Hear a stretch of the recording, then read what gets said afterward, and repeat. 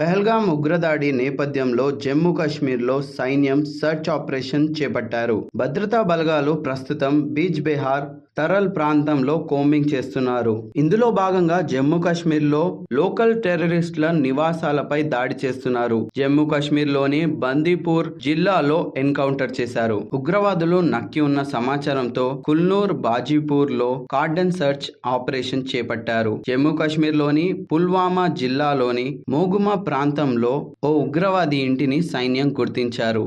IED బాంబులతో ఉగ్రవాది ఇంటిని బలగాలు పేల్చేశాయి. ఈ ఇల్లు ఆసిఫ్ షేక్ అనే ఉగ్రవాదిదని అధికారులు గుర్తించారు. ఏప్రిల్ 22న పహల్గాం లోయలో పర్యాటకులపై జరిగిన దాడిలో 28 మంది అమాయకులు ప్రాణాలు బలిగొన్న ఉగ్రమూకల్లో ఆసిఫ్ షేక్ పేరు తెరపైకి వచ్చింది. దీంతో అతడి కోసం ముమ్మర దర్యాప్తు జరుగుతుంది. సమాచారం ప్రకారం లష్కరే తోయిబా ఎల్ఈటి స్థానిక కమాండర్ గా ఆసిఫ్ షేక్ వ్యవహరిస్తున్నట్లు తెలుస్తుంది.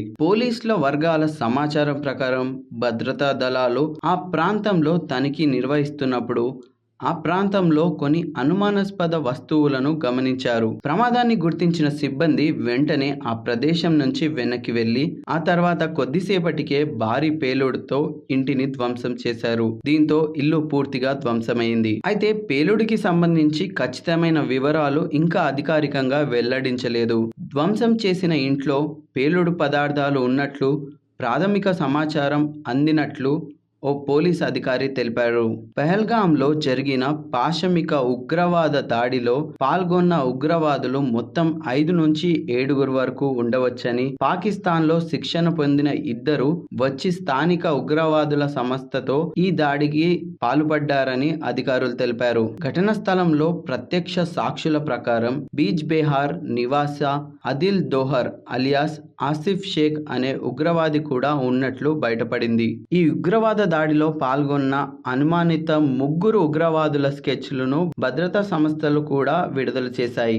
ఆ 3 ఉగ్రవాదులు ఆసిఫ్ షౌజీ, సులేమాన్ షా, అబుల్ తల్హా అని అధికారులు తెలిపారు. వారికి మూసా, యూనుస్, ఆసిఫ్ అనే కోడ్ పేర్లు కూడా ఉన్నాయి. వీరు ఇదివరకే ఉగ్రవాద సంబంధిత సంఘటనలకు పాల్పడినట్లు అధికారులు తెలిపారు. వీళ్లకు సహకరించింది ఎవరు అండ్ వీళ్ళ వెనుక ఉన్నది ఎవరు అనేది పూర్తిగా అధికారికంగా వెల్లడయ్యేంత వరకు మనం వేచి చూడాల్సిందే. వీళ్ళను ఎలా శిక్షిస్తే బాగుంటుందో మీ అభిప్రాయాన్ని కమెంట్ చేయండి. ఖచ్చితంగా లైక్ చేయండి. మీ ఫ్రెండ్స్ అండ్ ఫ్యామిలీ మెంబర్స్కి షేర్ చేయండి. And don't forget to follow for more updates.